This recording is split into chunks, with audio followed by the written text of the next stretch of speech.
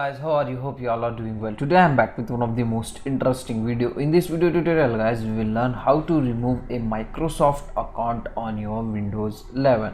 So as you can see guys, I have already added one Microsoft account on my Windows 11. Now I want to remove this. To remove this guys, just you need to open your Windows 11 settings, and in the settings in the left panel you can get the option accounts. Just click on it, and here you can get the option your info. Just click on it. Okay, and here just slightly scroll down. Here you can get the option Microsoft account. Just you need to click on sign in with a local account instead. Just click on it, and here you can get your Microsoft account ID. Just click on next. Now you want to enter your Microsoft account password. After this guys, just click on OK, and here you can get this type of interface. If you have set any password on your PC, just you need to enter that password.